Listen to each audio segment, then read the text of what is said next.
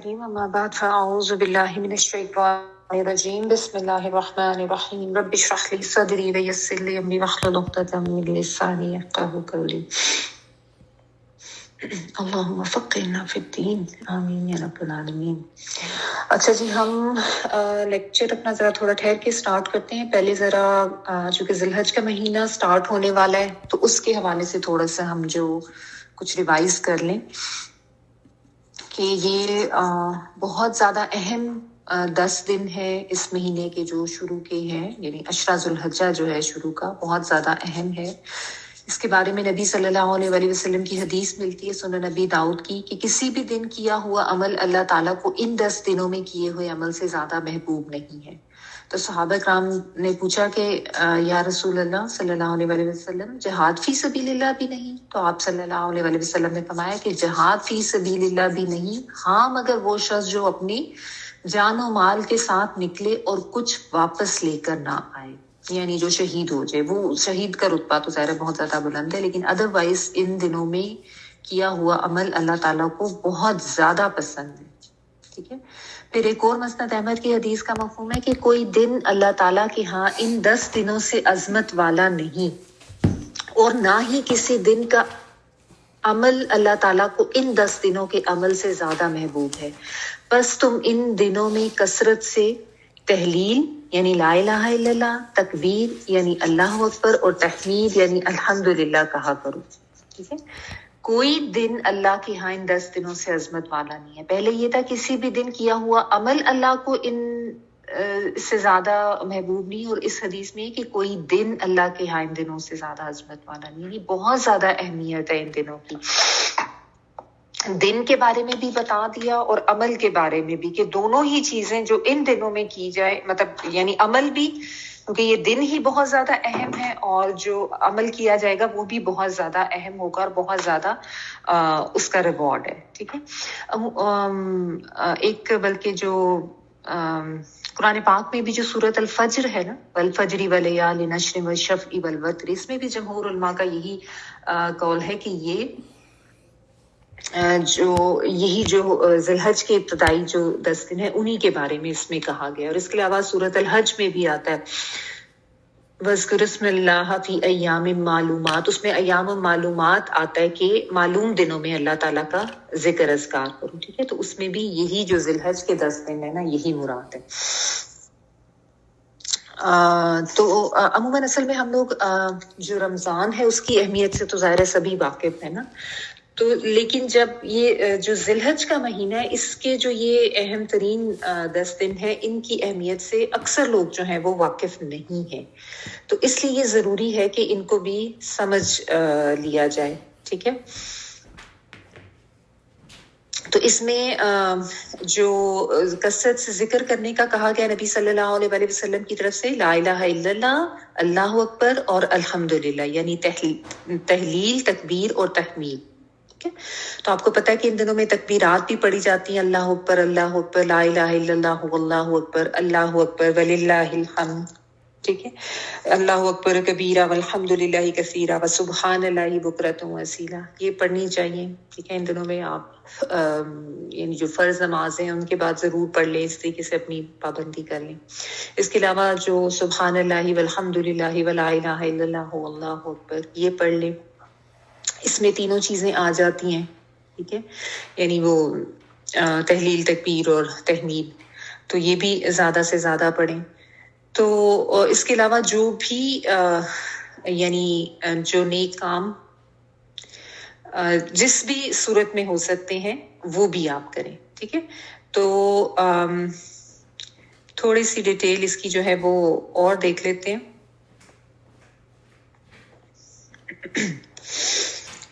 اچھا، اس میں ایک تو آپ کو پتہ ہے کہ جو 9 ذی الحج کا دن ہوتا ہے، یعنی عرفہ کا دن جس کو کہتے ہیں، یہ وہ عظیم دن ہے جس کے بارے میں نبی صلی اللہ علیہ وسلم نے فرمایا کہ کوئی دن ایسا نہیں ہے جس میں اللہ تعالیٰ عرفات کے دن سے زیادہ لوگوں کو جہنم سے آزاد کرتے ہیں۔ یہ صحیح مسلم کی حدیث ہے۔ यानी अरफा का जो दिन होता है ना, इसमें अल्लाह ताला बहुत ज़्यादा मग़फ़िरत फरमाते हैं। और अल्लाह ताला एक हदीस में ये भी आता है कि अल्लाह ताला अपने बंदों पे बहुत ज़्यादा फ़ख्र करते हैं, फरिश्तों के सामने उनको कहते हैं कि देखो मेरे बंदों की तरफ किस तरह खाक आलूद होकर मेरे पास आए हैं। तो आज मैंने इन सब को बख्श दिया, और जिन के लिए इन्होंने बख्शी तलब की उनके लिए उनको भी बख्श दिया। इस तरह के अल्फाज आते हैं उसमें। तो इसलिए होता है ना कि जब कोई जा रहा तो हम उसको कहते हैं कि हमारे लिए भी दुआ करें वहां पे जाके। तो अहम तरीन दिन जो है ये होता है हज के दिनों में 9 जिलहज का, जो यानी अरफा का दिन जिसको कहते हैं। अच्छा,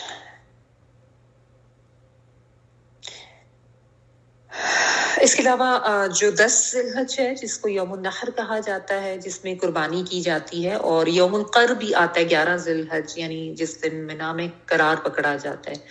ये भी इम्पोर्टेंट दिन है। इसके बारे में भी हदीस है कि ये भी बहुत ज्यादा फजीलत वाले दिन। तो ये जो 10 दिन है ना, ये नेकियां करने, अजर सवाब हासिल करने का बेहतरीन दिन है, बेहतरीन मौका है। ठीक है, आप ऐसे समझ लें कि बहुत ज्यादा कीमती चीज है, बहुत ज्यादा अहम दिन हमारे पास आ रहे हैं। तो इनको अपनी लाइल्मी की वजह से या अपनी गफलत की वजह से इनको जाया नहीं कर देना। समझे कि बहुत अहम मौका मिल रहा है हमें कुछ करने का, ठीक है ना। तो इसलिए मैं ये बता रही हूँ कि ये पता होना चाहिए हमें, ताकि हम इन दिनों की भी अहमियत से वाकिफ हों। क्योंकि रमजान की इम्पोर्टेंस तो सबको पता होती है, लेकिन इससे अमूमन लोग वाकिफ नहीं होते, ठीक है ना। तो इसमें भी ज्यादा से ज्यादा नेक काम करने चाहिए। बल्कि सही बुखारी में आता है कि इन 10 दिनों में इब्ने उमर और अबू हुरैरा रज़ी अल्लाह ताला अन्हु जो थे, ये तकबीरात पढ़ते हुए बाजारों में निकल जाते थे, और फिर लोग भी उनके साथ तकबीरात कहते थे। यानी सहाबा किराम का ये तर्ज अमल था। वो इसीलिए बाजार में निकल जाते थे कि हमें देखें तो फिर लोग भी ये पढ़ना शुरू करें, और बावाज़े बुलंद पढ़ते थे, ठीक है। अब इसमें जो है रोजे रखना जो है, ये भी बहुत ज्यादा सवाब का काम है। स्पेशली जो 9 जिलहज का रोजा है, यौम अरफा का, नबी सल्लल्लाहु अलैहि वसल्लम ने फरमाया कि युकफ्फिरु सनत अल मादियत वल बाकिया, यानी गुज़िश्ता साल और आइंदा साल के गुनाहों का कफारा है। सही मुस्लिम की हदीस का मफ़हूम बता रही हूँ। और ये जो है जो हाजी होते हैं वो मैदान अरफात में ये नहीं रखते, लेकिन बाकी सब लोगों ने जो है ये रखना होता है। तो इस ये वाला तो मतलब बहुत ज्यादा अहम है। इसके अलावा भी आप जाहिर है चूंकि नेक काम करने हैं और ज्यादा से ज्यादा इबादत करनी है, तो आप बाकी दिनों में भी जितने भी रख सकते हैं रोजे वो रख लें, जितनी भी आपकी इस्तिताअत है वो रखें, ठीक है। अच्छा, और फिर आपको पता है कि ईद उल अज़हा जो है, यानी बकरी जिसको हम कहते हैं, हमारा बहुत अहम एक त्यौहार है, जिसको ईद कुर्बान भी कहते हैं, जो कि हम हज़रत इब्राहीम अलैहिस्सलाम की सुन्नत की पैरवी में मनाते हैं। आप सबको पता ही है वाक़े का। तो ये मतलब 10 ज़ुल्हज को होती है। और इसमें जो ईद के दिन जो काम जो मसनून है, तो गुस्ल करना, खुशबू लगाना, बेहतरीन लिबास पहनना, तकबीरात पढ़ना, और नबी सल्लल्लाहु अलैहि वसल्लम इस दिन ईद की नमाज से कबल कुछ नहीं खाते थे। और एक इसमें ये भी है कि जब जाते थे ईदगाह की तरफ, एक तो ये सबको लेके जाते थे, तो उसमें ये खवातीन और बच्चों को भी लेके जाना चाहिए ईदगाह पे, जो कि रिकमेंडेड है। इससे ये होता है कि एक स्ट्रेंथ शो होती है ना मुसलमानों की, तो जाना चाहिए। और ये भी आप सल्लल्लाहु अलैहि वसल्लम से साबित है कि आप जाते हुए एक रास्ते से जाते थे और आते हुए दूसरे से आते थे, यानी रास्ता बदल लेते थे, क्योंकि रास्तों पे फरिश्ते बैठे होते हैं ना, तो दोनों के तरह के फरिश्तों के रजिस्टर में नाम लिखा जाए। तो इस तरह से ये भी मसनून है। और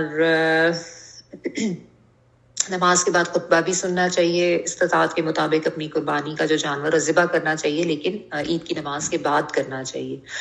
और बल्कि ये भी आता है कि जिसने जो कुर्बानी जो है वो ईद की नमाज के बाद की, तो उसने हमारी सुन्नत को अपनाया। तो ये भी ध्यान रखना चाहिए। कुर्बानी आपको पता है कि ये कुर्ब से है, कुर्ब से निकला ये लफ्ज़, यानी वो अमल जो अल्लाह ताला की रज़ा और कुर्ब के हसूल का बायस बनता है। लेकिन जो कुर्बानी का मकसद है, एक तो ये कि जितने भी साहिब इस्तिताअत हैं उनके लिए वाजिब है, जरूर करनी चाहिए उनको, लेकिन उसका जो मकसद है वो जहन में रखना चाहिए कि अल्लाह की रजा, अल्लाह की खुशनुदी हासिल करना, अल्लाह ताला का कुर्ब हासिल करना, अल्लाह ताला के हुक्म की इताअत में ये काम करना, उससे मोहब्बत के इजहार में, उसके मोहब्बत के एतराफ में, हर तरह की रियाकारी जो है ना उससे बचते हुए, ये कुर्बानी का असल मकसद है। क्योंकि जो हमारे यहाँ ठीक है अल्हम्दुलिल्लाह कुर्बानी तो सभी करते हैं, लेकिन जो एक पीछे नीयत है ना उसको चेक किया जाना बहुत जरूरी है, क्योंकि हमारे यहाँ अक्सर ये होता है कि वो एक शो ऑफ का, रियाकारी का एलिमेंट लोगों में बहुत आ जाता है कि हम तो जनाब ये वाला जानवर खरीद के लाएंगे, फिर उसको सबको बताया जाएगा, दिखाया जाएगा, यानी वो पीछे जो है ना एक एलिमेंट वो इखलास वाला नहीं रहता, नीयत सही नहीं रहती, नीयत जो है वो खराब हो जाती है, ठीक है ना। तो बेसिकली कुर्बानी का मकसद है तकवा का हसूल होना, जिस तरह सूरत अल हज में आता है ना, लन यनालुल्लाह लहूमहा वला दिमाउहा वलाकिन यनालुहु तक़वा मिनकुम, कि अल्लाह ताला को तो ना जानवरों का गोश्त पहुंचता है ना उनका खून, उसे तो सिर्फ तुम्हारा तकवा पहुंचता है। तो ये जो तकवा का हसूल आप देखते हैं कितनी दफा इसका कुरान पाक में हमें जिक्र मिलता है। अभी हम सूरत अल बकरा पढ़े तो कितनी दफा आप इसके बारे में पढ़ चुके हैं, बार बार। तो ये इसी तकवा की जो सिफत है ना, इसको पैदा करने का मकसद है इस कुर्बानी के पीछे। ये नहीं है कि एक दूसरे पे फख्र जताया जाए, एक दूसरे से मुकाबलेबाजियां की जाए कि हमारा जो जानवर ज्यादा बड़ा है और हमने तो ज्यादा जानवर ज़िबा किए। नहीं, ये सुन्नत इब्राहिमी की याद ताज़ा करने हैं और अल्लाह ताला की इताअत का जज्बा दिल में होना चाहिए। अगर ये चीजें नहीं हैं तो महज आप बड़े से बड़ा जानवर लेके और जितने मर्जी जानवरों का आप खून बहा दें, तो वो तो फिर एक उस अमल में कोई रूह तो नहीं होगी ना, उसका वो मकसद भी नहीं हासिल होगा, उसका कोई फायदा ही नहीं होगा। अगर अंतम इंसान के दिल में अल्लाह का तकवा ही नहीं है तो आपका वो अमल तो लोगों के लिए हो गया, लोगों को दिखाने के लिए हो गया, उन पे रोज जमाने के लिए हो गया। तो ये तो स्पिरिट ही नहीं है इसका काम की ना, ये याद रखना बहुत ज्यादा जरूरी है। और ये जो कुर्बानी का हुक्म है ये नबी सल्लल्लाहु अलैहि वसल्लम से पहले भी जो शरीयत थी उनमें भी रहा है कुर्बानी का जो था, ठीक है। और हमारे में भी ये जो रखा गया, लेकिन हमारे यहाँ जो है ये सुन्नत इब्राहिमी को फॉलो करते हुए, कि आपको पता ही है कि बहुत बहुत ज्यादा यानी एक बड़ी कुर्बानी और एक बहुत ज्यादा खास अमल था जो मतलब अल्लाह ताला ने ख्वाब में दिखाया, और हजरत इब्राहिम जो थे उन्होंने कोई पसो पेश किए बगैर बस अल्लाह ताला के हुक्म पे जो है कोई दलाइल नहीं दिए, कोई इफ्स एंड बट्स नहीं, और बस फौरन उसके ऊपर जो है वो अमल किया। तो मतलब अल्लाह ताला ने उनके ये तस्लीम और रजा और का ये जो ये नमूना उन्होंने दिया था वो इतना मकबूल हुआ अल्लाह ताला के हाँ, इतनी कदरदानी उसकी हुई कि अल्लाह ताला ने रहती दुनिया तक इस सुन्नत को जारी कर दिया। और हजरत इब्राहिम की सुन्नत तो है ही है, नबी सल्लल्लाहु अलैहि वसल्लम की भी सुन्नत है, उन्होंने भी हजरत इब्राहिम की सुन्नत को अपना के इसको अपनी सुन्नत करार दिया। सही बुखारी के हदीस का मफहूम है कि बेशक इस दिन हम पहला काम ये करते हैं कि नमाज अदा करते हैं, फिर वापस पलटते हैं और कुर्बानी करते हैं। जिस शख्स ने ऐसा ही किया उसने हमारी सुन्नत को पा ली। और एक और जो है हदीस सही बुखारी की, उसमें आता है कि जिसने नमाज से पहले ज़िबा किया तो उसने अपने लिए ज़िबा किया, और जिसने नमाज के बाद ज़िबा किया उसकी कुर्बानी मुकम्मल होगी और उसने मुसलमानों की सुन्नत को पा लिया। तो जो हम लोग जो यहाँ पे रहने वाले, यानी अक्सर ये होता है ना कि इन मुल्कों में रहने वाले लोग अपने पाकिस्तान में कह देते हैं लोगों को जी हमारी तरफ से कुर्बानी कर दे, तो डेट्स का हिसाब उनको ज़रूर बता दिया करें कि यहाँ पे यानी जब आपकी ईद की नमाज फर्स्ट डे हो चुका हो तो उसके बाद, क्योंकि टाइम डिफरेंस इतना ज्यादा आ जाता है स्पेशली यहाँ नॉर्थ अमेरिका और पाकिस्तान के लिहाज से, तो बहुत ज्यादा दिन और रात का फर्क हो जाता है ना। तो आप उनको बता दिया करें कंफर्म्ड कि भाई इस दिन है, तो इस चीज का ध्यान रखना चाहिए कि इस टाइम के बाद होनी चाहिए। अमूमन वैसे ये होता है कि कनाडा में पहले हो जाती है, पाकिस्तान में बाद में होती है, बट स्टिल ये है कि इसका ध्यान रखा जाना चाहिए जिन जिन मुल्कों में भी लोग।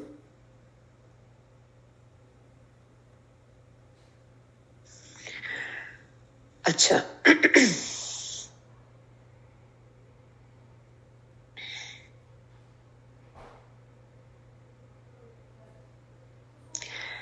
اور اس کی بہت زیادہ ریکمنڈیشن ہے، ضرور قربانی کرنی چاہیے جن کے پاس بھی وسعت ہے، جو بھی استطاعت رکھتے ہیں. اوکے، اور کیا کیا ہے؟ تو اس میں اگر ہم تھوڑا سا یعنی اس کا آپ یعنی کہ ایک طرح سے خلاصہ دیکھ لیں کہ کیا کیا چیزیں جو ہیں وہ ہمیں کرنی چاہیے ان دنوں میں، کیونکہ جس طرح ہم نے دیکھا کہ بہت زیادہ اہم دن ہے. تو ایک تو آپ کو میں نے بتا دیا تکبیرات، آئی ایم شیور سب کے پاس ہی ہوتی ہیں آڈیوز اس کی، وہ آپ گاڑی میں آ جا رہے ہیں لگائیں بھی، اور خود بھی ضرور پڑھیں، اور کوشش کریں بچوں کو بھی جو ہے نا ساتھ ساتھ ریکمینڈ کریں، ان کو بھی بتائیں کہ بیٹا یہ پڑھتے رہو آتے جاتے ہر وقت. اور ظاہر ہے کہ اس میں ہمیں اپنی نماز روزے، اس میں آپ دیکھیں ساری عبادات نا، نماز روزہ زکوٰۃ حج ساری آ جاتی ہیں اس میں کرنے والی. تو جتنا بھی زیادہ آپ کریں، اور صدقہ وغیرہ تو ظاہر وہ ہے ہی ہے. تو نمازوں کے لیے یہ کریں کہ ایکسٹرا اس میں نوافل کا اہتمام کریں. اگر آپ سنتے نہیں پڑھتے یا نوافل نہیں پڑھتے تو ان کو پڑھیں، ٹھیک ہے. اور ویسے بھی کوشش کرنی چاہیے کہ نماز جو ہے وہ اول وقت میں ادا کریں، ان دنوں میں زیادہ کر لیں، کیونکہ دیکھیں جو بھی عمل یعنی آپ جتنا زیادہ اپنے عمل میں آگے جائیں گے، جتنے زیادہ اخلاص سے کریں گے، جتنا زیادہ بڑھا کریں گے، اتنا زیادہ اللہ تعالیٰ کی خوشنودی اور اتنا زیادہ اللہ تعالیٰ کا قرب حاصل ہوگا نا، ٹھیک ہے نا. تو اشراق اور چاش کے نوافل پڑھ سکتے ہیں، ہر نماز کے ساتھ ویسے ایکسٹرا پڑھ لیں، تہجد وغیرہ پڑھ لیں، ٹھیک ہے. اور مردوں کو تو ویسی کوشش کرنی چاہیے کہ جماعت کے ساتھ کریں، اگر نہیں ہو سکتا تو ایٹ لیسٹ عام دنوں میں نہیں ہوتا تو ان دنوں میں کوشش کریں کہ جتنی نمازیں جو ہیں وہ باجماعت پڑھ سکتے ہیں. اور زیادہ سے زیادہ پھر روزے جو ہیں نفلی روزے وہ اس میں اگر آپ رکھ لیں، پیر و جمعرات کا رکھ لیں. اگر کسی کے قضا روزے جو جیسا رمضان کے رہ جاتے ہیں نا تو وہ بھی ان دنوں میں پورے کیے جا سکتے ہیں، نیت ان کی بھی کر لیں ساتھ تو وہ بھی ہو جائیں گے ساتھ، ٹھیک ہے. اور جیسا عرفہ کا روزہ جو میں نے آپ کو بتا دیا اس کے بارے میں بہت اہمیت ہے. سوری. قرآن پاک کی تلاوت جو ہے اس کا اہتمام کریں، بکثرت تلاوت کریں، اور یا تلاوت سن سکتے ہیں وہ سن لیں، کوئی حفظ کر سکتے ہیں صورتیں وہ کر لیں، جو آپ کو آلریڈی یاد ہے اس کی آپ دہرائی کر لیں، ٹھیک ہے. اور ترجمہ تفسیر تو ظاہر ہے وہ تو ایک بہت زیادہ ریوارڈنگ عمل ہے ہی ہے، وہ آپ جتنا زیادہ کر سکتے ہیں. آپ لوگ جو پیچھے سے پڑھ چکے ہیں اس کو ریوائز کر لیں، اس کے جو میننگس وغیرہ اس کو یاد کر لیں، ٹھیک ہے. اور دوسروں تک جس طریقے سے پہنچا سکتے ہیں وہ بھی کر لیں. اور پھر صبح شام کے جو اذکار ہیں ان کا ضرور اہتمام کریں. اور استغفار، جیسا میں نے عرفہ کے دن کا بتایا نا کہ اللہ تعالیٰ بہت زیادہ اس دن جہنم سے لوگوں کو آزاد کرتے ہیں، تو اس کے لیے بھی یہ ہے کہ بہت زیادہ اس دن استغفار کرنا چاہیے، ٹھیک ہے. درود پڑھیں زیادہ سے زیادہ، اور اذکار جو ہیں وہ یاد کر لیں، آپ کر سکتے ہیں. ویسے تو آج کل اتنی آسانی ہے کہ پیمفلیٹس بھی ہیں، موبائلز پہ بھی سب کچھ، یہ اذکار وغیرہ دعائیں سب لکھی ہوئی ہیں استغفار کی بھی. زکوٰۃ وغیرہ رہتی ہے تو اس کی ادائیگی کا اہتمام کر لیں، ٹھیک ہے. صدقہ بہت زیادہ اس کے اوپر کوشش کریں. ضروری نہیں ہے کہ آپ صرف روزے ہی رکھیں گے تو وہی جو عمل ہے وہ اس طرح کا ہوگا، قابل قبول ہوگا. اگر آپ روزے نہیں رکھ سکتے تو صدقہ خیرات کر لیں. چلے جاؤ نا. اچھا، اور اس کے علاوہ یہ ہے کہ آپ اپنے رشتہ داروں کے ساتھ، جاننے ملنے ملانے والوں کے ساتھ، ان کے ساتھ اچھا اخلاق، ویسے تو عام دنوں میں بھی ہے، بات تو وہی ہے کہ ظاہر ہے یہ تو ہماری ساری ٹریننگ ہی ہوتی ہے، ہر وقت ہی کرنا ہے، لیکن زیادہ مطلب نیت کے ساتھ آپ کسی کو ہیلپ آؤٹ کر سکتے ہیں. کوئی غریب رشتہ دار ہے، کوئی نیبرز میں ایسا ہے ضرورت مند ہے، یا جن کو بھی آپ جانتے ہیں، تو جس طریقے سے فزیکلی کوئی مدد دے سکتے ہیں، ان کو کسی ہیلپ کی ضرورت ہے، بالخصوص اہتمام کریں. یا مالی لحاظ سے بھی جس طریقے سے بھی آپ صدقہ خیرات کر سکتے ہیں، اپنے ان کو خیال کریں. رشتہ داروں کے ساتھ صلہ رحمی کرنا، خبرگیری کرنا، اور جو بھی کوئی آپ کوئی اچھے بھلائی کے کاموں میں آپ شامل ہو سکتے ہیں، جیسا لوگ یہ جو بھی کوئی والنٹیئر ورک وغیرہ ہوتا ہے وہ کر لیتے ہیں، ٹھیک ہے. اچھا، اور بس اس طرح کی جو ہے نا آپ یہ بھی کر سکتے ہیں، کوئی جس طرح کوئی اچھی کوئی بکلیٹس ہیں، کوئی دعاؤں والی، ذکر و اذکار والی، تو وہ خرید کے لوگوں میں ڈسٹریبیوٹ کر دیں.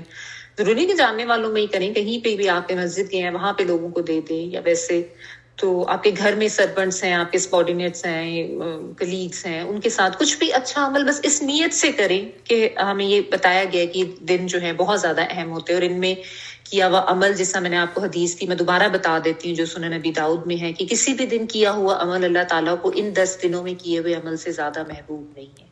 تو جب نبی صلی اللہ علیہ وسلم نے اتنی امپورٹنس بتا دی ہے تو ان دنوں میں جو عمل کیا جائے گا اس کی امپورٹنس بہت زیادہ ہوگی. نو ڈاؤٹ آپ نے اپنے جو نماز, زکوٰۃ, روزے ہیں وہ عام اس میں بھی آپ کر سکتے ہیں, صدقات عام دنوں میں بھی کرتے, لیکن ان دنوں میں کیے ہوئے عمل کی چونکہ اہمیت بہت زیادہ بتائی گئی ہے تو اس لیے بالخصوص اہتمام کے ساتھ کرنا چاہیے. جیسا اس حدیث میں آگے میں نے آپ کو بتایا نا کہ صحابہ کرام نے پوچھا کہ جہاد فی سبیل اللہ بھی نہیں, تو آپ صلی اللہ علیہ وسلم نے فرمایا کہ جہاد فی سبیل اللہ بھی نہیں, ہاں مگر وہ شخص جو اپنی جان و مال کے ساتھ نکلے اور کچھ واپس لے کر نہ آئے, یعنی شہید ہو جائے, تو اس کا رتبہ بہت بلند ہے. پھر دوسری جو حدیث ہے مسند احمد کی, دوبارہ بتا دیتی اس کا مفہوم, کہ کوئی دن اللہ تعالیٰ کے ہاں ان 10 دنوں سے عظمت والا نہیں, اور نہ ہی کسی دن کا عمل اللہ تعالیٰ کو ان 10 دنوں کے عمل سے زیادہ محبوب ہے. کوئی دن اللہ کے ہاں ان 10 دنوں سے عظمت والا نہیں, اور نہ ہی کسی دن کا عمل ان 10 دنوں کے عمل سے. دن اور عمل دونوں کی اہمیت اس میں واضح کر دی گئی کہ بہت زیادہ اللہ تعالیٰ کو محبوب ہے. آگے اس میں حدیث میں پھر آتا ہے کہ پس تم ان 10 دنوں میں کثرت سے تحلیل, تکبیر اور تحمید کہو, یعنی لا الہ الا اللہ, اللہ اکبر, الحمدللہ.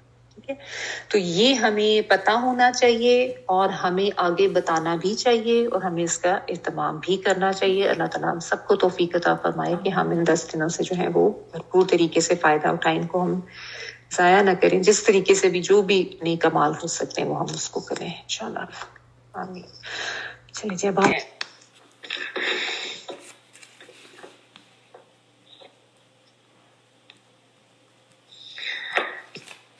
جی اعوذ باللہ من الشیطان الرجیم, بسم اللہ الرحمن الرحیم. اچھا جی, تو ہم نے جو ہے وہ کہاں تک کیا تھا, آیت نمبر 218 تک ہم نے جو ہے وہ کر لیا تھا. اور اس میں قتال کے حوالہ اس سے بات تھی. ایک تو خرچ کرنے کے بارے میں انہوں نے پوچھا تھا, تو یہاں پہ اللہ تعالیٰ جو ہے وہ ان کے سوالات کے بارے میں اللہ تعالیٰ نے بتایا کہ وہ اس طرح کے سوالات کرتے ہیں, تو اللہ تعالیٰ ان کے سوالوں کے جواب بھی دیے, اور ہمیں بھی وہ سوال بتا دیے کہ ہمیں بھی اگر وہ سوال ذہن میں ہے تو ان کا جواب مل جائے کہ کیا کچھ خرچ کرنا چاہیے, کس کے لیے خرچ کرنا چاہیے, کس طرح سے کرے, تو وہ بتا دیے والدین, اقربا, یتیموں, مسکینوں, مسافروں کے لیے. اور یہ کہ اللہ تعالیٰ کو معلوم ہے, کسی کو کچھ بتانے کی ضرورت نہیں ہے. پھر اس سے پہلے بلکہ یہ بھی تھا کہ اللہ تعالیٰ کی طرف سے آزمائشیں, ٹرائل آتی ہیں, تم نے یہ سمجھ لیا کہ تم ایسے ہی جنت میں چلے جاؤ گے, حالانکہ اللہ تعالیٰ نے بھی تمہیں آزمایا نہیں, تمہارے پر تو وہ مثالیں ہی نہیں آئی جو تم سے پہلے لوگوں پر گزری ہیں کہ وہ ہلا مارے گئے تھے, ان پہ سختیاں, تکلیفیں ایسی آئی تھیں. ٹھیک ہے, تو یہ بھی بات تھی. اور پھر قتال کے حوالے سے, ہاں یعنی جب قتال کی اجازت دیتی کہ بلکہ فرض کر دی گیا, کتب علیکم القتال. پھر یہ بہت امپورٹنٹ آیت تھی کہ ہو سکتا ہے تمہیں کوئی چیز ناپسند آئے لیکن وہی تمہارے لیے بہتر ہو, اور یہ بھی ہو سکتا ہے کہ جس چیز کو تم پسند کرتے ہو وہ تمہارے لیے بہتر نہ ہو, وہ تمہارے لیے شر ہو. واللہ یعلم وانتم لا تعلمون, اللہ تعالیٰ جانتے ہیں تم نہیں جانتے. پھر جو شہر حرام ہے اس میں قتال کے بارے میں جو میں نے آپ کو ایک واقعہ بتایا تھا, اس کے لحاظ سے اللہ تعالیٰ نے بتایا کہ بے شک اس میں قتال کرنا بہت بڑا معاملہ ہے, بڑا گناہ ہے, لیکن جو فتنہ ہے کہ اللہ کے راستے سے لوگوں کو روکنا, مسجد حرام سے روکنا, وہاں سے لوگوں کو نکال باہر کرنا, وہ اللہ کے نزدیک زیادہ بڑا گناہ ہے. ٹھیک ہے, اور فتنہ قتل سے بڑھ کے ہے, یہ بھی اللہ تعالیٰ نے یہاں پہ بتایا. ٹھیک ہے, پھر یہ بھی بتا دیا کہ یہ لوگ جو ہیں یہ یہی چاہتے ہیں کہ تمہیں تمہارے دین سے ہٹا دیں, اور زیادہ مسئلہ ان کو یہ ہے, یہ نہیں ہے کہ ان کو یہ زیادہ مسئلہ ہو گیا کہ جنہوں نے جو حرمت والے مہینے تھے ان کی کیوں نہیں تکریم کی. بیسیکلی تو ان کو تمہارے اسلام پہ چلنے اور اسلام کو اپنانے, اس کے اوپر ان کو زیادہ مسائل ہیں. تو جو بھی جنہوں نے ہجرت کی, جہاد کی اللہ کی راہ میں, وہ اللہ تعالیٰ کی رحمت کی امید رکھیں, اور اللہ تعالیٰ بہت زیادہ بخشنے والے اور بار بار رحم کرنے والے ہیں. یہاں تک ہم نے کیا تھا. آگے آیت نمبر 219 پڑھ رہی ہوں, 219. یسألونک عن الخمر والمیسر قل فیہما اثم کبیر ومنافع للناس وَإِثْمُهُمَا أَكْبَرُ مِن نَّفْعِهِمَا وَيَسْأَلُونَكَ مَاذَا يُنفِقُونَ قُلِ الْعَفْوَ كَذَلِكَ يُبَيِّنُ اللَّهُ لَكُمُ الْآيَاتِ لَعَلَّكُمْ تَتَفَكَّرُونَ۔ یہ لوگ آپ سے شراب اور جوئے کا مسئلہ پوچھتے ہیں، آپ کہہ دیجئے ان دونوں میں بہت بڑا گناہ ہے اور لوگوں کو اس سے دنیاوی فائدہ بھی ہوتا ہے، لیکن ان کا گناہ ان کے نفع سے بہت زیادہ ہے۔ آپ سے یہ بھی پوچھتے ہیں کہ کیا کچھ خرچ کریں، تو آپ فرما دیجئے صلی اللہ علیہ وسلم کہ حاجت سے زائد چیز۔ اللہ تعالیٰ اسی طرح اپنے احکام صاف صاف تمہارے لیے بیان فرما رہا ہے تاکہ تم سمجھ سکو۔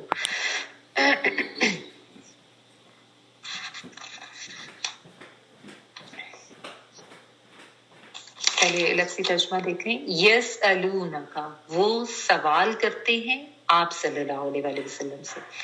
یہ جو ہے آتین والا وہ کے معنوں میں سین حمزہ لام سوال کرنا، اور واو نون پلورل کا ہے، اور کاف کا جو ہے یہ تم کے لیے آتا ہے، سنگولر تم کے لیے، کہ آپ صلی اللہ علیہ وسلم سے سوال کرتے ہیں ان بارے میں۔ الخمر جو ہے یہ شراب کے لیے آتا ہے۔ خمر بیسیکلی آتا ہے ہر اس چیز کو جو ڈھانپ لے، کور کر لے، ٹھیک ہے۔ اسی لیے جو عورت کے جو اوڑھنی یا جس میں یہ حجاب وغیرہ تھا، اس کو بھی خمر ہی کہا گیا کیونکہ یہ بھی ڈھانپنے کے لیے، کور کرنے کے لیے ہوتی ہے۔ تو چونکہ شراب جو ہے یا جتنی بھی نشاور چیزیں ہیں، شراب یا نشاور چیزیں سب اس میں آ جاتی ہیں، یہ چونکہ عقل کو ڈھانپ لیتی ہیں، عقل انسان کی جو ہے وہ ختم ہو جاتی ہے، اس لیے ان کے لیے بھی یہی ورڈ یوز ہوتا ہے، خمر۔ تو خمر جو ہے اس میں شراب، اور علماء یہ کہتے ہیں کہ اس میں ساتھ دیگر نشاور چیزیں بھی اس میں آ جاتی ہیں، ٹھیک ہے۔ تو خمر کا ویسے لغوی معنی ہوتا ہے ڈھانپنا۔ والمیسر جو ہے یہ جوئے کے لیے آتا ہے، اور اس کا روٹ ورڈ جو ہے وہ یا سین را، یسر آسانی کو کہتے ہیں، ٹھیک ہے۔ تو جوا کیا ہوتا ہے؟ آسانی سے ہاتھ آ جانے والا مال، ٹھیک ہے۔ تو میسر جوا، قل کہہ دیجئے فی ہما، فی میں اور ہما جو ہے وہ تسنیہ کا صیغہ ہے، دو کے لیے آتا ہے۔ ہو سنگل کے لیے، ہما دو کے لیے، اور ہم جو ہے وہ دو سے زائد کے لیے، پلورل کے لیے۔ میں نے آپ کو پہلے بھی بتایا تھا کہ عربی میں سنگل، ڈوئل اور پلورل ہوتا ہے، اور اردو اور انگلش میں تو ہم سنگولر، پلورل، واحد، جمع صرف دو ہی کیٹیگریز رکھتے ہیں نا، عربی میں 3 کیٹیگریز ہوتی ہیں، ڈوئل کی بھی ہیں۔ اسم گناہ ہے، اسم جو ہے یہی اس کا روٹ ورڈ ہے۔ ایسے تمام اعمال جو انسان کو نیک اور اچھے خیر کی چیزوں سے روکیں، دور رکھیں، وہ گناہ یا اسم کہلاتے ہیں۔ آسمہ جو ہے یہ عربی میں ایسی اونٹنی کے لیے آتا ہے جو تیز چل سکتی ہے لیکن نہیں چل رہی ہوتی، جس میں ہوتا ہے نا گرمی وغیرہ میں تیز نہیں چلتے، تو ان کے لیے یہ ورڈ یوز کیا جاتا ہے عربی لینگویج میں۔ تو بہرحال عرف عام میں یہ گناہ کے لیے یوز ہوتا ہے۔ اور کبیرن فعیلن کے وزن پر ہے، کاف بارہ، بڑا ہونا، کبیرن بہت بڑے ہیں۔ منافع، منافع ہم اردو میں بھی یوز کرتے ہیں، نون فا عین روٹ ورڈ ہے۔ منافع للناسی، لیے لوگوں کے۔ واسمہما، اور اسم ان دونوں کا، یعنی گناہ ان دونوں کا۔ دونوں سے کون سی چیزیں مراد ہیں؟ شراب اور جوا۔ اکبر، زیادہ بڑا ہے، اسم تفضیل، کبر سے اکبر۔ من سے نفعہما، نفع کے ان دونوں کی، یعنی ان دونوں کے فائدے سے ان کا گناہ زیادہ بڑا ہے۔ وَيَسْأَلُونَكَ، اور وہ سوال کرتے ہیں آپ سے۔ یہ آتا ہے ان والا وہ کے معنوں میں سین حمزہ لام سوال، واو نون پلورل کا، اور کاف زبر تم کے لیے۔ ماذا، کیا کچھ، ينفقون، وہ خرچ کریں۔ نفق سے ہے انفاق کرنا، یہ سب کو پتہ ہی ہے کہ انفاق کا کیا مطلب ہے، ٹھیک ہے۔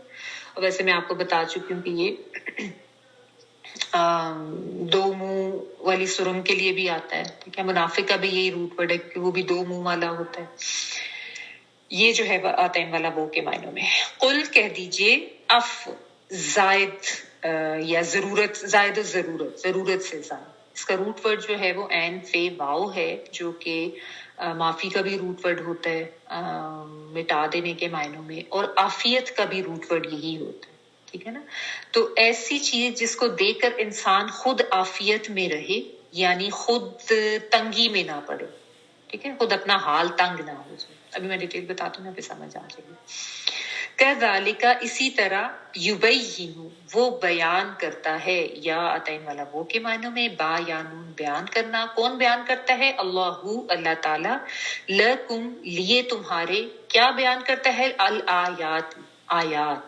اور کیوں بیان کرتا ہے؟ لعلکم تاکہ تم تتفکرون تم تفکر کرو, تم غور و فکر کرو. پہلا تے جو ہے وہ تم والا ہے, دوسرا جو ہے تفکر باب کی وجہ سے عادت ہے, باب تفکر میں جانے کی وجہ سے, اور روٹ جو ہے وہ فا کافرا اور واو نون پلورل کا ہے, تاکہ تم غور و فکر کرو. اب یہاں پہ جو ہے وہ شراب و جوئے کے حوالے سے بات آ رہی ہے. شراب اور جوا دو ایسی چیزیں تھیں جو کہ آپ کو پتہ ہے کہ اس معاشرے میں اس وقت بہت زیادہ کامن تھی. ایسے تو اللہ تعالیٰ معاف کرے, انفارچونیٹلی اب بھی بہت زیادہ کامن ہو چکی ہیں, ایون مسلمانوں میں بھی. اینی وے, اس معاشرے میں بہت زیادہ کامن تھی, بہت زیادہ عام چیز تھی. شراب جو ہے it used to be like a normal drink ان کے لیے ہوتا تھا, جیسا ہم لوگ اب یہ کوئی بھی مشروب وغیرہ لیتے ہیں, یا تو فزی ڈرنکس ہیں یا دوسرے, تو یہ ان کے لیے بہت زیادہ کامن تھی. اچھا, اور جوا بھی بہت زیادہ جو ہے وہ عام تھا اس معاشرے میں. اب یہ ہوا کہ اس کے بارے میں جب احکامات آئے تو اللہ تعالیٰ نے, جیسا شراب جو میں نے آپ کو بتایا کہ بہت زیادہ کامن تھی, تو اللہ تعالیٰ نے تدریج سے احکامات دیے. ٹھیک ہے, یعنی ایک دم سے اگر کسی چیز کو فوراً سے بند کیا جائے جو کہ اتنی زیادہ سرایت کر چکی ہو لوگوں میں, تو اس میں پھر ظاہر طبیعت کے لیے بھی وہ چیز مشکل ہو جاتی ہے, اس کی حکمت بھی اتنی سمجھ نہیں آتی. تو اللہ تعالیٰ کا یہ طریقہ کار رہا ہے کہ اللہ تعالیٰ آہستہ آہستہ تدریج کے ساتھ احکامات دیتے ہیں. قرآن پاک بھی تدریج سے نازل ہوا, یک بارگی نہیں ہوا, اور آہستہ آہستہ اللہ تعالیٰ نے یہ جو شراب ہے اس کے بارے میں احکامات جاری کیے گئے. شراب کے بارے میں یہ پہلا حکم ہے جو یہاں پہ آ رہا ہے. اس کے علاوہ سورۃ النساء میں بھی آتا ہے, سورۃ المائدہ میں بھی پھر آئے گا. ٹھیک ہے, وہ آپ پھر آگے پڑھیں گے جہاں. اچھا, تو روایات میں آتا ہے کہ حضرت عمر رضی اللہ تعالیٰ عنہ جو ہے انہوں نے سوال کیا اس کے بارے میں, اور انہیں دعا بھی بلکہ کی کہ اس کے بارے میں ہمارے لیے جو ہے نا کچھ صحیح حکم نازل فرماتے. تو کہتے ہیں روایات ہے کہ یہ آیت نازل ہوئی تھی. ٹھیک ہے. اچھا, اب اس میں بھی آپ دیکھیں یس الونا کا وہی بات جو پہلے بھی آئی کہ ان کے پھر سے ان کے سوال کا ذکر ہے. ٹھیک ہے, اب یہی بات سمجھنے کی ہے کہ وہ لوگ سوال کرتے تھے, پوچھتے تھے. کیوں کرتے تھے؟ کیونکہ وہ اس بارے میں بہت زیادہ کانشیس تھے کہ دین کے بارے میں ہمیں زیادہ سے زیادہ پتہ چلے تاکہ ہم اس کے اوپر عمل کریں, تاکہ ہم اس چیز کو اپنائیں. اس لیے وہ سوال کرتے تھے, وہ جاننا چاہتے تھے. یہی چیز جو ہے نا یہ اپریشیبل ہے. ہم لوگ تو کہتے ہیں کہ نہ ہی پوچھو ورنہ عمل کرنا پڑے گا. اکثر لوگ جو ہے نا کہی ہوتا ہے کہ بس نہ پوچھو, پوچھ لیا پتہ چل گیا تو پھر تو عمل کرنا پڑے گا. کوئی بتائے تو اس کو بھی روک دیتے کہ بابا نہ بتائیں ہمیں, نہ بتائیں, ایسے پتہ چل گیا تو پھر تو ہمیں عمل بھی کرنا پڑے گا. حالانکہ یہ تو ایک خود کو دھوکہ دینے والی بات ہے نا. اللہ تعالیٰ نے تو سب کچھ واضح کر دی ہے. آپ جان بوجھ کے لا علم رہیں تو یہ تو کوئی دلیل نہیں دی جا سکتی نہ عمل کرنے کی. یہ تو ایسی شیطان نے ایک بات سجھا دی ہوئی ہے. تو بات یہ ہے کہ وہ غور و فکر کرتے تھے, وہ سیکھنا چاہتے تھے, وہ دین کے اوپر زیادہ سے زیادہ عمل کرنا چاہتے تھے, اس لیے وہ سوال کرتے تھے. لیکن ان کے سوال جو ہیں وہ بلا وجہ نہیں ہوتے تھے, بغیر سوچے سمجھے ایسی بس بیکار کے سوالات نہیں کرتے تھے. بہت اہم سوال ہوتے تھے, اور اس کے پیچھے ان کی نیت جو ہے وہ بھی بہت زیادہ خاص اور بہت زیادہ اہم ہوتی تھی. تو اس لیے اللہ تعالیٰ نے ہمیں بھی ان کے جو ہے وہ سوال کر کر کے, یعنی اللہ تعالیٰ یہ بھی کہہ سکتے تھے کہ مطلب جوئے اور شراب کے بارے میں ایسے کر لو اور ایسے نہ کرو, لیکن یس الونا کا کہہ کے یعنی جیسے ایک قدردانی بھی کی گئی ہے, اس چیز کو اپریشیٹ کیا گیا. تو اس طریقے سے سوال کرتے ہیں تو ان کو یہ بتاؤ. تو دین کے بارے میں جاننے کا ایک جو آپ کہہ لیں کہ شوق وہ ہونا چاہیے, لیکن نیت ٹھیک ہونی چاہیے پیچھے, اور عمل کی نیت ہونی چاہیے, اور جب پتہ چل جائے تو پھر اس پہ عمل بھی کرنا چاہیے. اچھا, تو اللہ تعالیٰ نے بتایا کہ یہ شراب اور جوئے کے بارے میں سوال کرتے ہیں. ایک تو میں نے آپ کو بتایا کہ ان لوگوں میں یہ چیز کامن تھی, بہت زیادہ عادت تھی. اس کے علاوہ یہ بھی تھا کہ وہ اس سے نا چیریٹی بھی کرتے تھے. چیریٹی کا کانسیپٹ تھا ان میں, یعنی صدقہ وغیرہ کرنے کا. جس طرح اونٹ کو ذبح کر لیا اور اس کے حصے پر جوا کرتے تھے, اور جو جیتنے والا ہوتا تھا وہ پھر حصہ غریبوں میں بانٹ دیتا تھا. And they used to think کہ یہ سب شاید کوئی بہت ہی نیک عمل ہے اور بہت اس کا فائدہ ہوگا. ٹھیک ہے. اور شراب کا کاروبار ہوتا تھا, اس سے بھی وہ صدقہ خیرات وغیرہ کرتے تھے.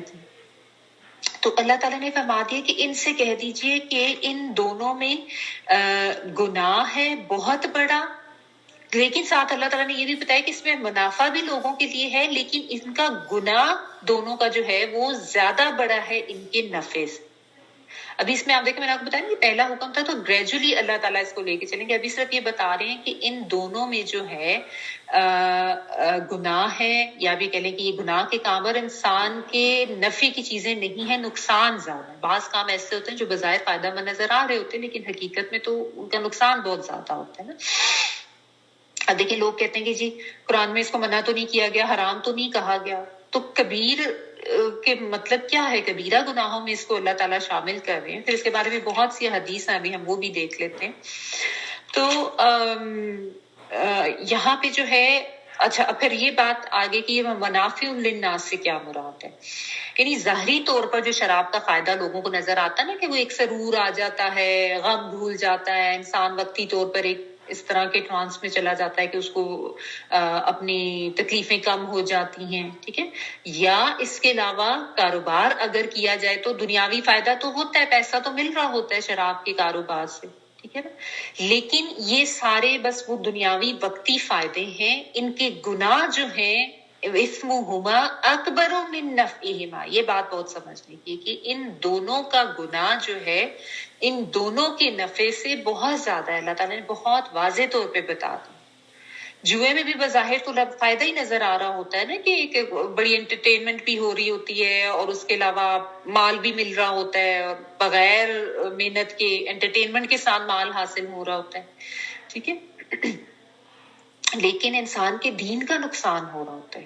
یہ تو انسان اس کے اوپر تو غور کرے. اللہ تعالیٰ نے ان کے بارے میں بہت واضح طور پر یہ کہا ہے. اب آپ دیکھیں کہ شراب جو ہے اس کے کیا کیا نقصانات ہیں. شراب کے جسمانی نقصانات اگر آپ دیکھ لیں بہت آبویس ہیں. صحت خراب ہوتی ہے, اس میں جو ہے ہیڈ ایک وغیرہ, ہارٹ بیٹ, دل کی دھڑکن وغیرہ تیز ہوتی ہے, تو ہارٹ اٹیک کے چانسز اس سے زیادہ بڑھ جاتے ہیں. آپ ظاہر ہے اس کو ویسے بھی امیجن کر سکتے ہیں, گوگل کر کے دیکھ لیں کہ کیا کیا اس کے نقصانات ملتے ہیں. لوگوں میں نروسنس آ جاتی ہے, اور کیونکہ اس میں جو ہے نا کہ لانگ ٹرم اثرات بھی ہوتے ہیں شراب کے, یعنی ہلوسینیشنز وغیرہ ہونا, نروسنس ہونا, پھر ظاہر آہستہ آہستہ صحت جو ہے وہ بہت زیادہ ڈاؤن ہوتی جاتی ہے. اور اس کے علاوہ انفرٹیلٹی جو ہے نا دونوں میں, مرد اور عورت دونوں میں جو بھی اس کو پیتا ہے وہ بھی ایک انفرٹیلٹی کا بھی اس کا نقصان وہ بھی ہوتا ہے. اس کے علاوہ جو مینٹل ہیلتھ ہے, یاداشت وغیرہ, وہ بھی خراب ہوتی ہے. مینٹل ہیلتھ بھی اس سے افیکٹ ہوتی ہے. ٹھیک ہے. اس کے علاوہ جو اس کے جو اب آپ دیکھیں کہ اس کے اخلاقی برائیاں اس سے کیا کیا آ جاتی ہیں. چونکہ انسان ظاہر اپنی عقل اور ہوش میں نہیں رہتا, عقل کو ڈھانپ دینے والی چیز ہے نا. ایک تو یہ کہ اس میں شراب اور جیسا ماں کہتے ہیں اس میں دوسری نشہ آور چیزیں بھی آ جاتی ہیں جس سے بھی انسان کی اس طریقے سے عقل ظاہر ہو. اچھا, ایک اس میں یہ بھی ہے کہ غصہ اور نیند اس میں نہیں آتی, کیونکہ لوگ کہیں کہ جی اب غصے میں بھی تو انسان کی عقل ختم ہو جاتی ہے, نیند میں بھی جو ہے انسان کی عقل, تو وہ اس میں نہیں آتی. یہ شراب یا اگرچہ اسپیسیفکلی شراب کو کہا گیا, لیکن آج کل آپ کو پتہ ہے اور بھی بہت ساری ڈرگس اور نشہ آور چیزیں ہوتی ہیں, وہ بھی اسی حکم کے زمرے میں آتی. یہ بھی ذہن میں رکھنا چاہیے. اچھا, تو جو اس سے اخلاقی برائیاں آپ دیکھیں, شراب پینے والا اپنی ہوش و حواس میں نہیں ہوتا, اس کو یہی نہیں پتا ہوتا کہ وہ کیا بول رہا ہے.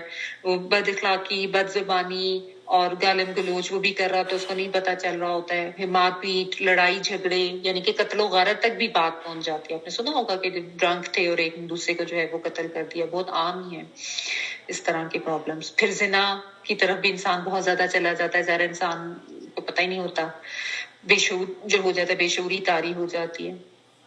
حلال حرام کا فرق مٹ جاتا ہے, ظاہر انسان کو ہوش جو نہیں ہوتی. ٹھیک ہے.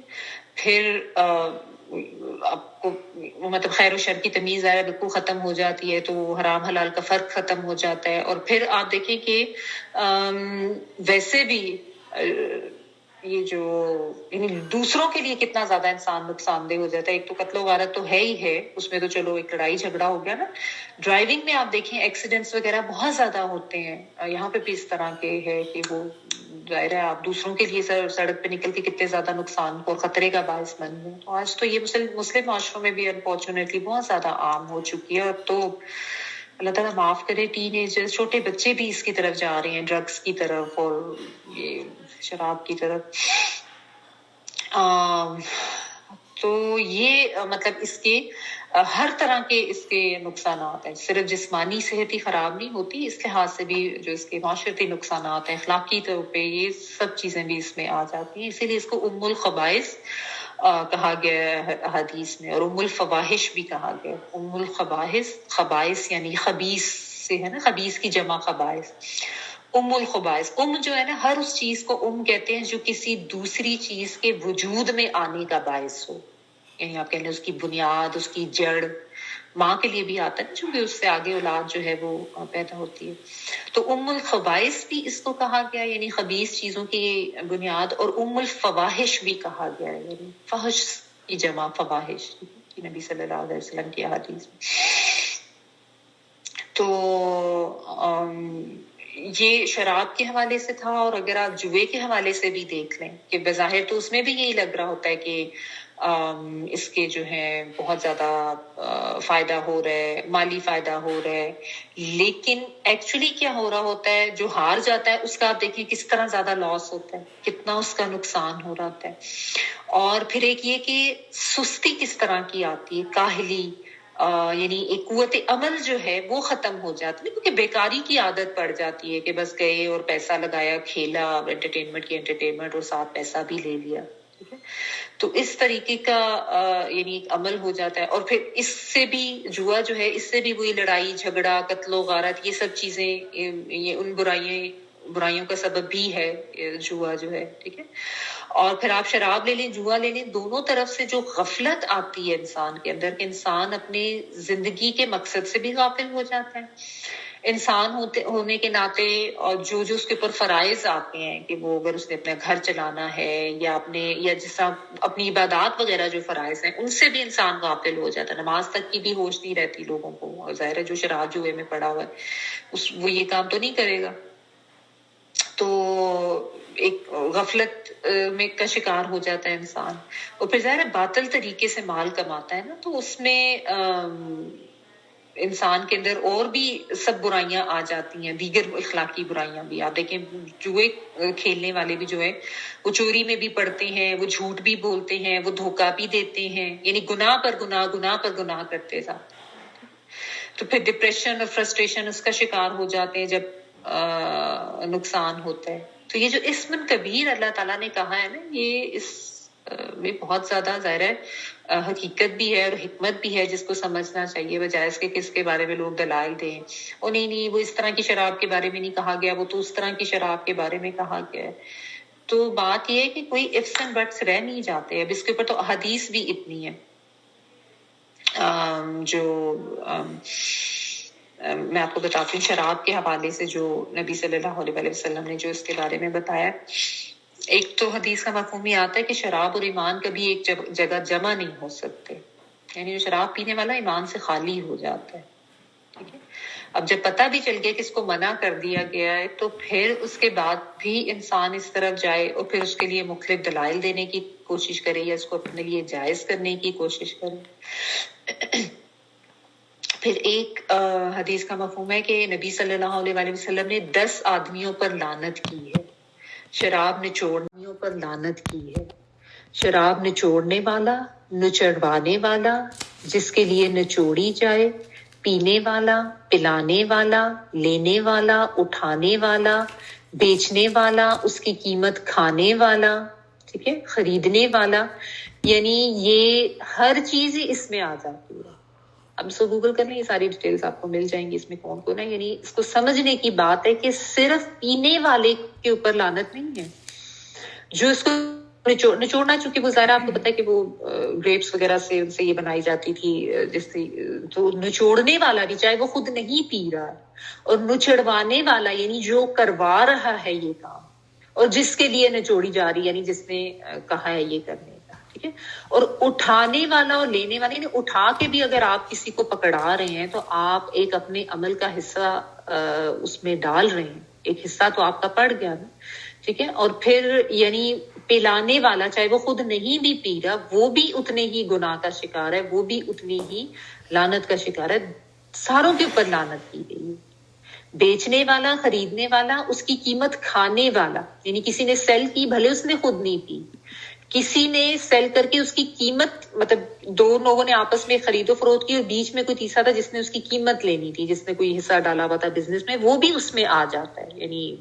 تھرڈ پارٹی کے طور پر بھی اگر ہے ٹھیک ہے نا تو یہ جس کے لیے خریدی گئی وہ بھی ہے ظاہر ہے تو یعنی ہر چیز منع ہے اس کی ہر چیز یہ بات سمجھنی اس لیے بھی ضروری ہے کہ ان ملکوں میں رہتے ہوئے اکثر لوگ جو ہیں ایسی جگہوں پہ جابز کر لیتے ہیں سٹورز وغیرہ میں لیکر سٹور میں کوئی جاب نہیں کرتا لیکن یہاں کے جو اکثر فوڈ سٹورز کی جاب ہوتی ہے آپ کو پتہ ہے یہاں پہ جو فوڈ سٹورز ہیں ایون والمارٹ یہ کیا سپر سٹور اور ان جگہوں پہ بھی اب تو بہت کامنلی لانگرز وغیرہ پہ سب پہ یہ ان کے آئل پڑے ہوتے ہیں ٹھیک ہے تو اگر آپ کی ڈیوٹی اس آئل میں لگ گئی ہے تو وہ بھی اسی کیٹیگری میں آتا ہے سو بیٹر اوائڈ دیٹ ٹھیک ہے کیونکہ سب کے اوپر لعنت کی گئی ہے اتنی زیادہ یعنی اس کی ممانعت اتنا زیادہ اس کو کنڈیم کیا گیا ٹھیک ہے تو یہ ذہن میں رکھیں تو اللہ تعالیٰ نے بتا دیا کہ ان کے منافع کی طرف نہیں جاؤ کہ انسان کے نہیں اب کیا ہے جاب ہے مجھے جاب کی ضرورت ہے یا مجھے سے یہ تو فائدہ ہو رہا ہے یا کاروبار ہے نہیں اللہ تعالیٰ نے جب بتا دیا نا کہ ان کا گناہ بہت بڑا ہے اور جیسا میں نے آپ کو بتائی تو ابھی ابتدائی حکم ہے بعد میں مزید احکامات بھی جب وہ آئیں گے تو ہم پڑھیں گے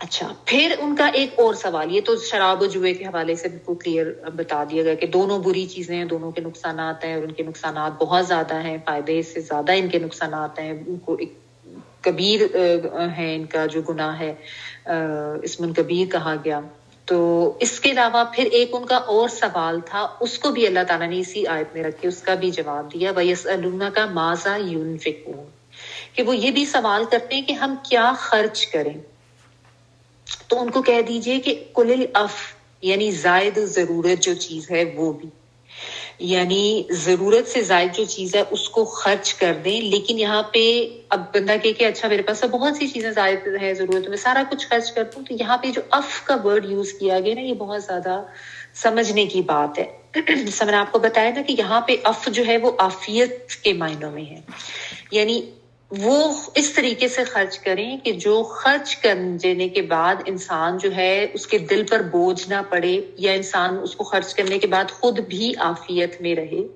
یعنی جو آسانی اور سہولت سے انسان خرچ کر سکے کہ خود محتاج نہ ہو ٹھیک ہے یہ نہیں کہ مطلب خود بالکل سب کو دے دا کہ اس کے بعد خود مانگنے والی سچویشن میں آ جائے کہ اب اس کو خود دوسروں کے سامنے ہاتھ پھیلانا پڑے یہ بھی نہیں ہونا چاہیے کہ دوسروں کے اوپر تو خرچ کیا جا رہا ہے لیکن اپنے گھر والوں کو اپنے بیوی بچوں کو ان کو محروم رکھا جا رہا ہے ان کو نہیں دیا جا رہا ٹھیک ہے بخاری کے حدیث کا مفہوم ہے کہ بہترین صدقہ وہ ہے جس کے بعد انسان خود محتاج نہ ہو ٹھیک ہے اور ابتدا ان سے کرو جو تمہارے زیر کفالت ہے بہترین صدقہ وہ ہے جس کے بعد انسان خود محتاج نہ ہو یعنی یہ نہیں کہ جذبات میں آ کے سارا کچھ ہی دے دیا نہ اپنے لیے کچھ سیونگ رکھی اور اس کے بعد انسان جو ہے وہ خود ایسی سچویشن میں آ گیا کہ اب اس کو ضرورت پڑی ہے تب اس کو دوسروں کے سامنے ہاتھ پھیلانا پڑے تو یہ نہیں کرنا چاہیے ٹھیک ہے بیلنس کے ساتھ خرچ کرنا ہے اپنی ضرورت کے لیے بھی رکھنا ہے اگر ہم جس طرح کوئی اپنی رینی ڈیز کے لیے رکھتے ہیں یا جمع وغیرہ کر کے تھوڑا بہت سیونگ وغیرہ تو اس میں کوئی حرج نہیں یعنی صدقہ کرنا ہے لیکن صدقہ کرتے ہوئے بھی عقل استعمال کر کے کرنا ہے خود فقیر ہو کے نہیں بن کے بیٹھ جانا ٹھیک ہے اچھا پھر اللہ تعالیٰ نے ساتھ یہ بھی فرما دیا كَذَلِكَ يُبَيِّنُ اللَّهُ لَكُمُ الْآيَاتِ لَعَلَّكُمْ تَتَفَكَّرُونَ یعنی اللہ تعالیٰ تمہارے لیے اس طریقے سے آیات کو کھول کھول کے بیان کر دیتا ہے واضح کر دیتا ہے یعنی تم سوال کرتے ہو تو اللہ تعالیٰ اس چیز کو واضح کر دیتے ہیں تمہارے لیے کیوں واضح کر دیتے ہیں لَعَلَّكُمْ تَتَفَكَّرُونَ تاکہ تم غور و فکر کرو. یعنی اب کیا کرنا ہے؟ اب اللہ تعالیٰ نے آیات تو بیان کر دی ہیں، اب تم نے اس کے اوپر غور و فکر کرنا ہے کہ کیا بتایا جا رہا ہے، کیا اس کی حکمت ہے، اور کس طریقے سے میں نے یہ کام کرنا ہے. اپنی دنیاوی ضروریات کا بھی خیال کرو اور آخرت کی جو اجر ہے اس کو بھی ذہن میں رکھو، بلکہ اپنی نظر جو ہے وہ آخرت پہ رکھ کے پھر اس دنیا کو گزارو، کہ دنیا تو فانی ہے لیکن آخرت جو ہے وہ دائمی ہے. تو یہ نہیں ہو سکتا کہ انسان کے بس جی میں تو بالکل دنیا کو چھوڑا اور میں نے اپنا سارا کچھ جو ہے وہ صدقہ خیرات کر دیا، اب اس کے بعد وہ خود فقیر ہو کے بیٹھ جائے. یہ نہیں کہا جا رہا. ٹھیک ہے. اور پھر اس کے بارے میں مزید ضمن مفسرین یہ بھی لکھتے ہیں کہ اس میں خرچ کرنے میں آپ مال ہی نہیں، اس کے علاوہ بھی چیزیں آپ ذہن میں رکھ سکتے ہیں، آپ کوئی چیزیں کہ آپ کے پاس علم ہے، آپ کے پاس کوئی صلاحیت ہے، آپ کی اچھی صحت ہے، آپ کا وقت ہے، اس کو بھی اچھے طریقے سے، جس طریقے سے بھی آپ اس کو اسپینڈ کر سکتے ہیں یا دوسروں کی مدد کر سکتے ہیں، آپ وہ کہیں. تو ہمیں بھی تھوڑا سا جائزہ لینا چاہیے کہ میرے پاس زائد الضرورت کون سی چیزیں ہیں، اور ان کو دے دینے سے میں کوئی خود پریشانی میں تو نہیں. بعض دفعہ ہوتا ہے کہ بہت زیادہ فالتو کا سامان اکٹھا ہو جاتا ہے، تو ان کو بھی دے دیں. کوئی جن کی چیزوں کی ضرورت نہیں ہے، خام میں ان کو اکٹھا کر کے رکھنے کی ضرورت ہے. تو اپنا تھوڑا سا اس چیز کو بھی چیک کرتے رہنا چاہیے. اور صدقہ خیرات ویسے ہی آپ کو پتہ ہے بھی آگے یہ جو جس طرح ہم بات کر رہے تھے ذی الحج کے 10 دن آ رہے ہیں، تو اس میں زیادہ سے زیادہ صدقہ خیرات کرنا چاہیے. ٹھیک ہے جی.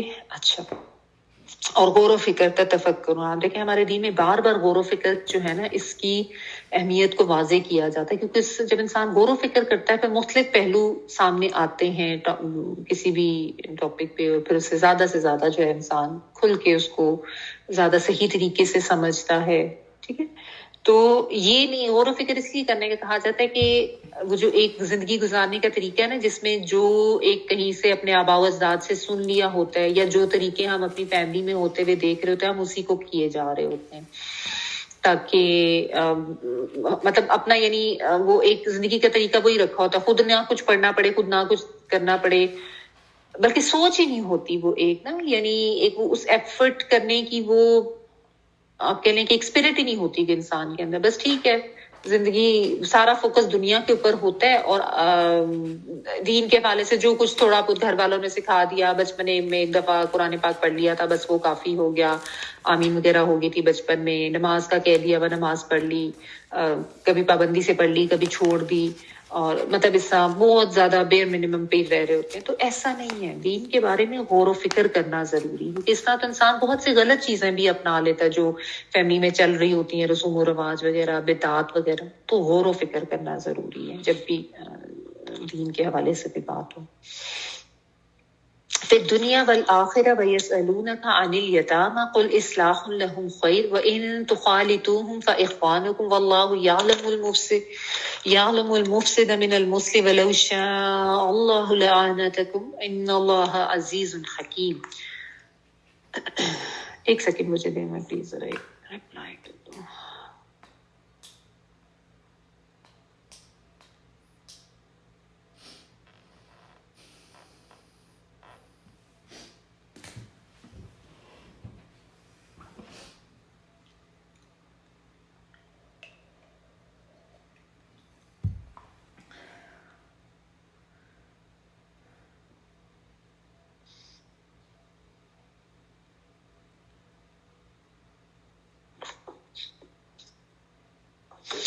جی، دنیا اور آخرت کے امور کو اور تم سے یتیموں کے بارے میں بھی سوال کرتے ہیں، آپ کہہ دیجئے کہ ان کی خیر خواہی بہتر ہے. تم اگر ان کا مال اپنے مال میں ملا بھی لو تو وہ تمہارے بھائی ہیں. بدنیت اور نیک نیت ہر ایک کو اللہ تعالیٰ خوب جانتے ہیں، اور اگر اللہ تعالیٰ چاہتا تو تمہیں مشقت میں ڈال دیتا. یقیناً اللہ تعالیٰ غلبے والا اور حکمت والا ہے.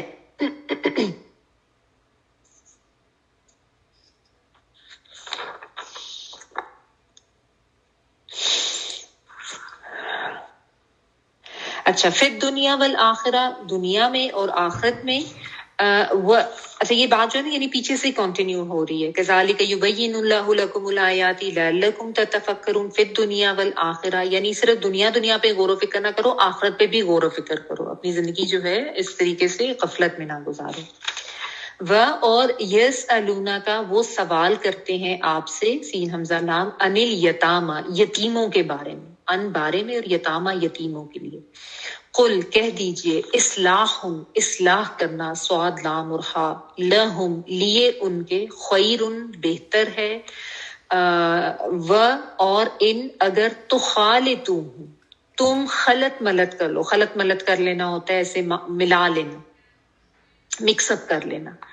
اگر تخالطوہم تم ملا لو ان کو، فاخوانکم، اخوان جو ہے اخو حمزہ خاف واو اخوت اسی سے یہ بھائی کے لیے آتا ہے کہ وہ بھائی ہیں تمہارے. واللہ اور اللہ تعالیٰ، یعلم وہ جانتا ہے، المفسد فساد کرنے والے کو، یعنی فسادی لوگوں کو اللہ تعالیٰ جانتے ہیں، من المصلح اصلاح کرنے والوں سے، یعنی اللہ تعالیٰ کو سب پتہ ہے کہ کون مفسد ہے اور کون مصلح ہے، اصلاح کرنے والا ہے. اور لو اگر شاء اللہ چاہتا اللہ تعالیٰ، لأعنتکم، اعنتکم جو ہے ل البتہ کے لیے، اور عین نون اور تے جو ہے یہ مشکل کے لیے آتا ہے، ایسی مشکل جس میں ہلاکت کا اندیشہ ہو. ٹھیک ہے، تو کوئی بھی مطلب مشکل، لآنتکم البتہ مشکل میں ڈال دیتا، کم تم سب کو، ان اللہ بے شک اللہ تعالیٰ، عزیز بہت زبردست ہے، غلبے والا ہے، حکیم بہت زیادہ حکمت والا ہے، اور حکیم بمعنی حاکم بھی آ جاتا ہے.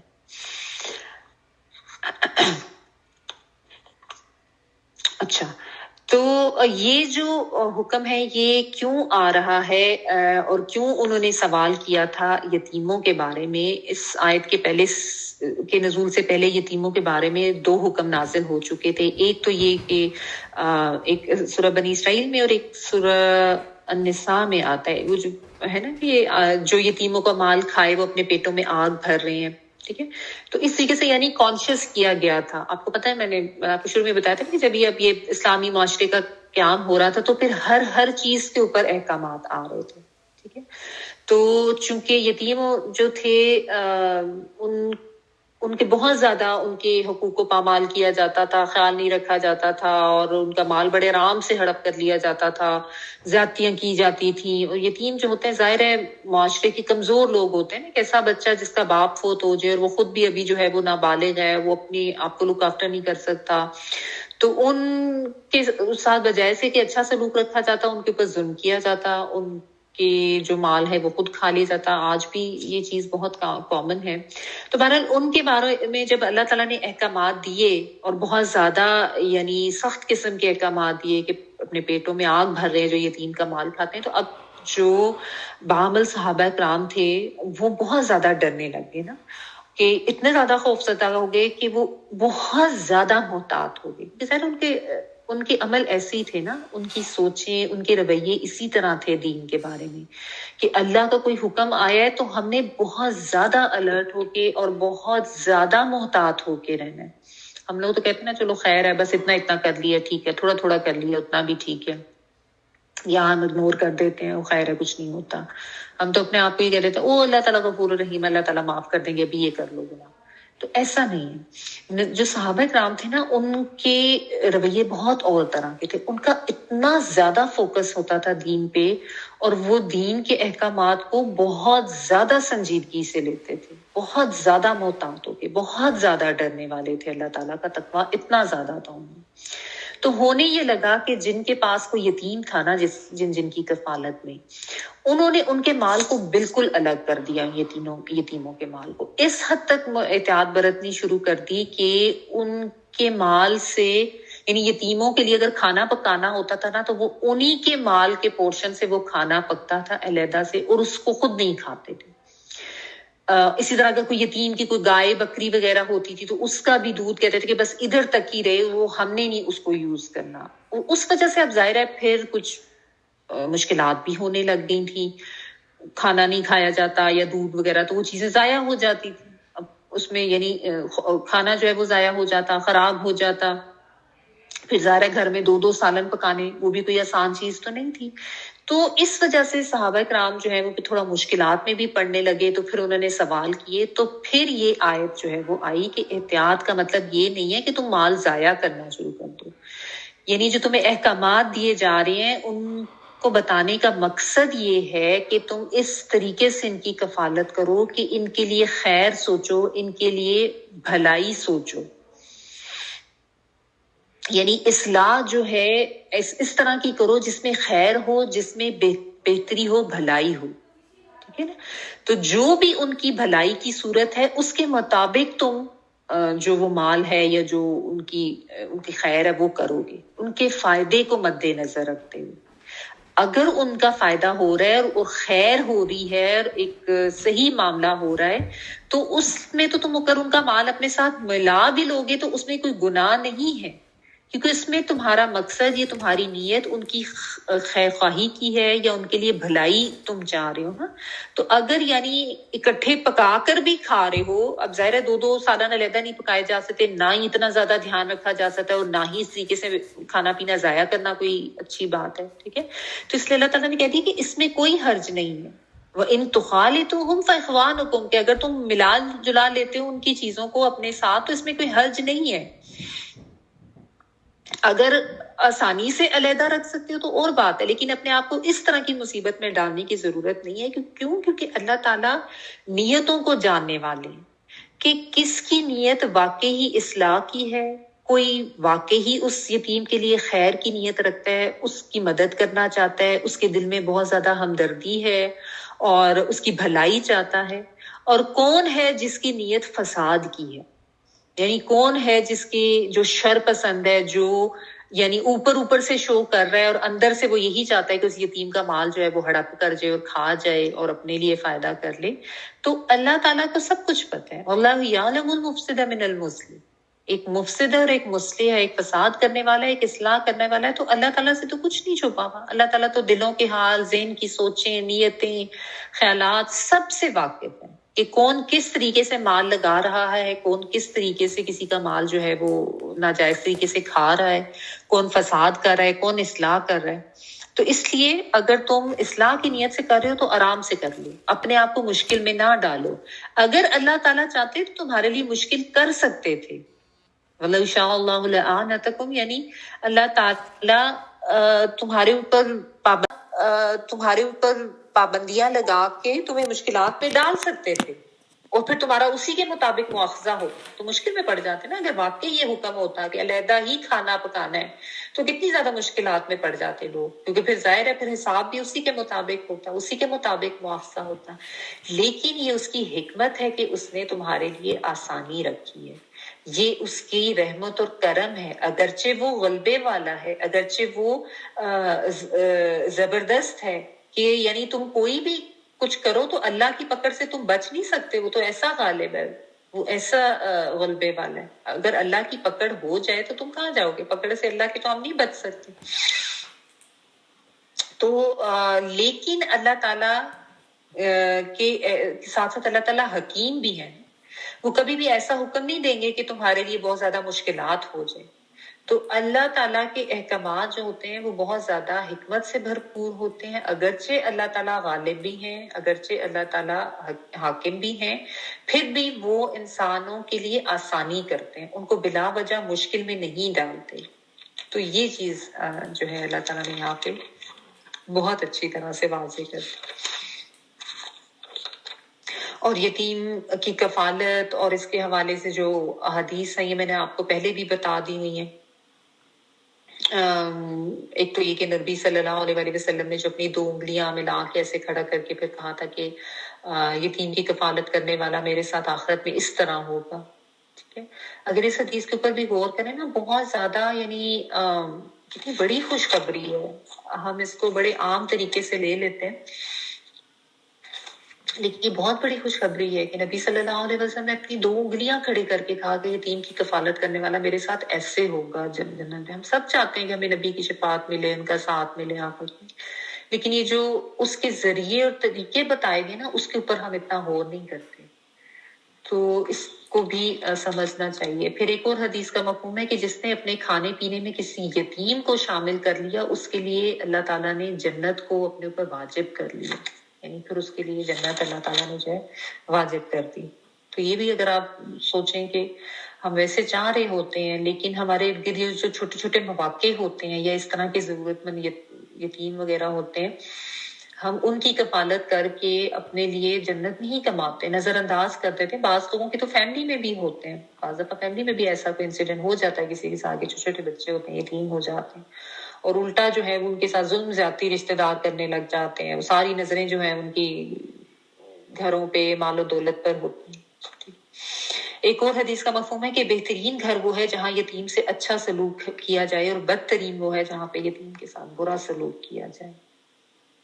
تو بہت زیادہ یعنی ڈر کے رہنے والی بات ہے۔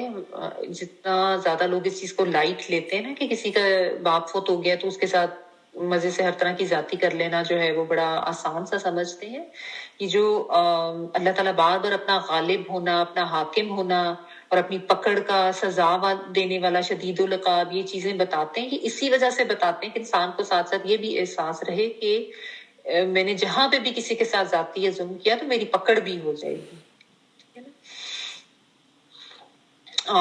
ایک اور بھی آتا ہے کہ یتیم کے سر پہ جب جو ہاتھ پھیرتا ہے شفقت سے، تو جتنے بالوں کے اوپر ہاتھ پھیرتا ہے اس کے برابر جو ہے اس کو اجر و ثواب ملتا ہے۔ سبحان اللہ۔ آپ دیکھیں ہمارے دین میں کس طرح یعنی چھوٹی چھوٹی چیزوں کے اوپر اللہ تعالیٰ نے جو ہے وہ اجر و ثواب لکھ دی ہے۔ تو ابھی جس طرح ہم ذی الحج کے حوالے سے بات کر رہے تھے، ابھی بھی کریں اور آگے بھی جو آرفنیج ہیں، آرفن ہاؤسز وغیرہ، وہاں پہ جا کے اسپیشلی جو ہے صدقہ خیرات کھانے کا کر سکتے ہیں، کپڑے کا کر سکتے ہیں، وہاں پہ کر دیں۔ اگر آپ کے کوئی آس پاس ارد گرد نہیں ہے، اور لیکن اگر آپ کی کوئی فیملی میں ہے، کوئی آپ کے نیبر میں ہے، بعض دفعہ یہ بھی ہوتا ہے کوئی اس طریقے سے بھی اللہ تعالیٰ کی طرف سے ٹرائل آ جاتی ہے کہ کوئی بیوہ عورت یا کوئی یتیم بچے آپ کے اللہ تعالیٰ ارد گرد رکھ دیتے ہیں، بالکل نیبر میں یا آس پاس۔ بہت زیادہ کانشیس ہو کے رہنے کی ضرورت ہوتی ہے، یہ بہت بڑا انسان کا امتحان ہوتا ہے۔ تو اللہ تعالیٰ ہم سب کو توفیق عطا فرمائے کہ اللہ تعالیٰ کے احکامات پہ ہم عمل کریں۔ بس اس کو یہیں تک رکھتے ہیں۔ اب یہ جو آیات اب آگے آ رہی ہیں نا، اس ہفتے کی بھی اگلے ہفتے کی، بہت زیادہ امپورٹنٹ ٹاپکس ہیں۔ اگلا جو آیت ہے نکاح کے حوالے سے ہے، تو اس میں بھی بہت زیادہ تفصیلات ہیں۔ انشاءاللہ اس کو ہم نیکسٹ ویک کریں گے۔ تو کوشش کریں کہ آپ کلاسز جو ہیں وہ بہت ریگولرلی لیں، مس نہ کریں، اور اگر کسی کی مس ہو جاتی ہیں، اکثر وہ مجھے بتا رہے ہوتے ہیں جی لائٹ چلی جاتی ہے، یہ پرابلم ہو جاتا ہے، کنیکشن ٹھیک نہیں ہوتا، تو پھر کوشش کریں کہ لیکچر ضرور سن لیا کریں، ان کو مس نہ کریں، ٹھیک ہے؟ کیونکہ بہت زیادہ آپ کو اس میں جو ہے نا بہت سے فقہی مسائل کا پتہ چلے گا، بہت سے احکامات جو عام حالات میں نہیں پتہ ہوتا، یہ بہت امپورٹنٹ آیات ہیں، ڈونٹ مس دیم۔ جی تلاوت پہ کر دیں پلیز۔ يسألونك عن الخمر والميسر قل فيهما إثم كبير ومنافع للناس وإثمهما أكبر من نفعهما ويسألونك ماذا ينفقون قل العفو كذلك يبين الله لكم الآيات لعلكم تتفكرون في الدنيا والآخرة ويسألونك عن اليتامى قل إصلاح لهم خير وإن تخالطوهم فإخوانكم والله يعلم المفسد من المصلح ولو شاء الله لأعنتكم إن الله عزيز حكيم۔ جی سبحانك اللهم وبحمدك نشهد ان لا اله الا انت نستغفرك ونتوب اليك۔ سبحان ربك رب العزة عما يصفون وسلام على المرسلين والحمد لله رب العالمين۔ بارك الله لي ولكم في القرآن العظيم ونفعني وإياكم بالآيات والذكر الحكيم۔ دعا کر